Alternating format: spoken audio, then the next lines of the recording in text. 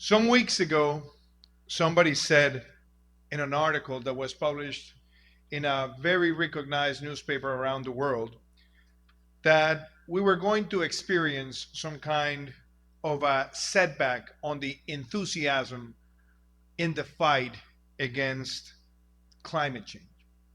Well, I have to say that if there's anybody who doubts that the world lacks of leadership in order to confront these challenges, today is your answer.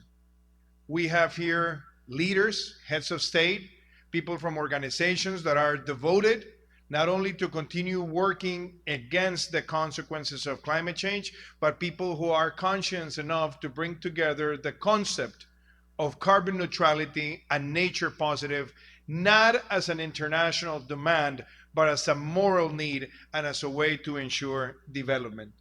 Congratulations, President Ali, for putting together this coalition.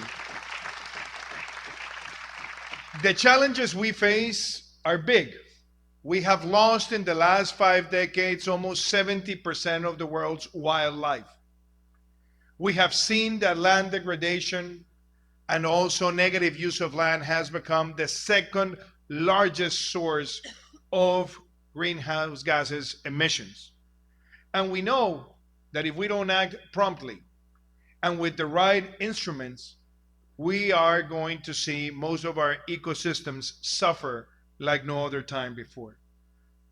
We're completely sure that this Global Biodiversity Alliance is aimed to put practical elements for action, which involve market-driven, nature-based solutions. Today, the world is facing enormous amount of debt. So governments don't regularly have the fiscal space that in other times would allow them to have budgetary resources to be allocated. According to the IMF, almost the 95% threshold of debt to GDP has become the standard globally, sadly to say. Also, bilateral donors are also changing some of their priorities. So where is the liquidity going to come from to finance most of the efforts that we have discussed this morning? They need to come from the market. But the only way that the market can rapidly mobilize those resources is by having the right instruments at hand that would allow not only to do good, but to do well and allow the countries to mobilize the capital and put it together into elements that are measurable and scrutinized. So that's why I think this alliance has to focus on 7 clear instruments of smart financing. The first one will be debt swaps. And we have heard from Ecuador that the debt swaps have worked on size and on impact. We've seen the examples also of Barbados. We have seen the impact that Belize, for example, has been able to create in a positive way by mobilizing through these mechanisms the multilateral finance. So we need to have more debt swaps that allow countries to substitute debt for resources that are based in conservation and restoration. Carbon credits. Many people have criticized the carbon credits in the last 5 or 6 years, but the fact is that the market keeps on increasing its volume. Why? Because it's able to allow companies around the world to compensate some of the damage they have created by allowing the capital to move to those places where the conservation of territories are taking place with precise advantages. So we need a market credit that introduces more elements of integrity and transparency. But there's no other way different than these market mechanisms that can bring the resources that are needed at least in the next 5 years to meet the global NDCs. The same thing happens with biodiversity credits. We are required to put nature positive standards before the eyes of investors. So if a country is protecting biodiversity, like for example Guyana is doing, why Guyana should not be able to bring those resources and increase the impact that has a global reference for the rest of the countries? Why should not we work together in order to have taxonomies? in which most of the countries would list not only their basic KPIs, but things that will be concretely measured in the short term. We had the impact in Colombia of issuing the first green taxonomy in the Western Hemisphere and launched it at the New York Stock Exchange that allowed investors to see that products like biodiversity bonds or carbon bonds or green bonds will be a mechanism that would allow the market not only to demand more of that, but to be able to connect the resources with the most important KPIs that we define as a nation. I have to make a reference on guarantees, and this involves multilateral funding. Most of the local governments in the world require long-term financing for biodiversity protection or for climate action. But when they request a guarantee from a multilateral institution, that guarantee is going to be accounted as a debt for the national government. So the incentives of national governments sometimes to provide those guarantees are not there. And I think the fact that this coalition is setting very clear KPIs can also, President Ali, be a way to call the multilateral system to create a specific guarantee resources that can allow to provide those funding to local governments and also to regional governments and institutions. And something that I had the pleasure to discuss with Prime Minister Motley when we both were in COP26 is that the IMF needs to create facilities for those countries that are embracing biodiversity protection policies and climate action policies so that the investment could come at front without being accounted what is called above the fiscal deficit threshold. Why? Because if those resources are now mobilized now, they are going to create a further fiscal pressure in the future. So those special facilities through special purpose vehicles should also be the ones that this alliance promotes.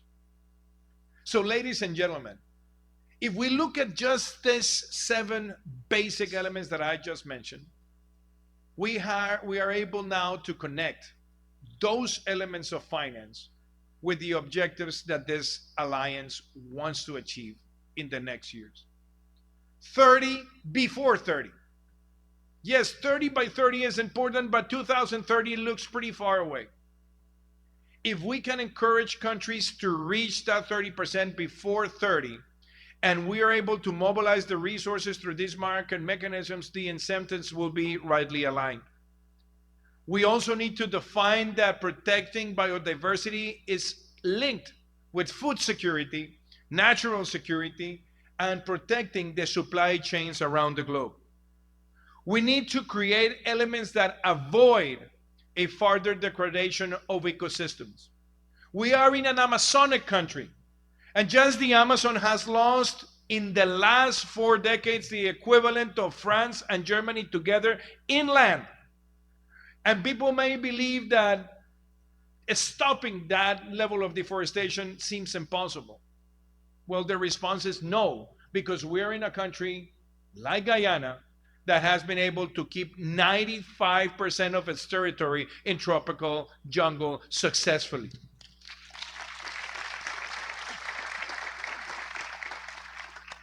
So it's important that carbon sinking is rightly compensated. The Amazon biome is sinking every year almost 15% of all the global greenhouse gases emissions. But we need to put the right pricing on carbon.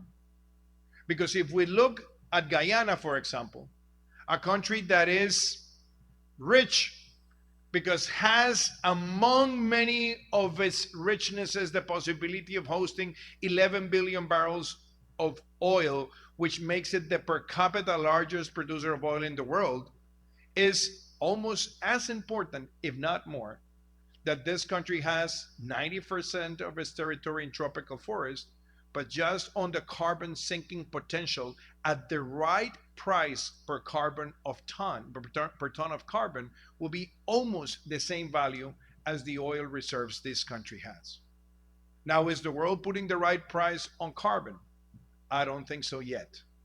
But this alliance needs to bring to Belén do Pará, to COP30, that discussion, because if there is a global coalition to protect biodiversity with clear KPIs, with market driven nature based solutions, we definitely need to bring the discussion to the fair carbon pricing so that this becomes a reality and that countries can put their money where their mouth is. And let me finish by saying, why am I so happy to be in Guyana in this conference? President Ali made a decision, and it is that the protection of biodiversity and climate action is a strategic vision in the development strategy of Guyana. Yes, Guyana is using the richness of the underground to defeat the poverty on the ground.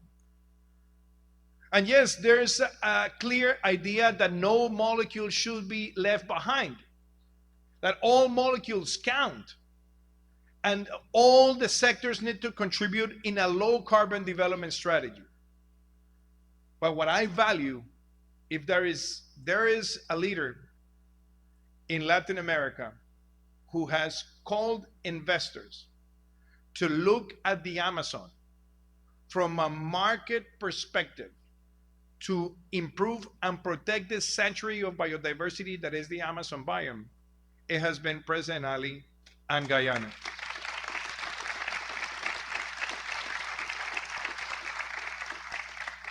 Few weeks from now, when we reach Belén do Pará, many people will ask, what is going to be the biggest outcome?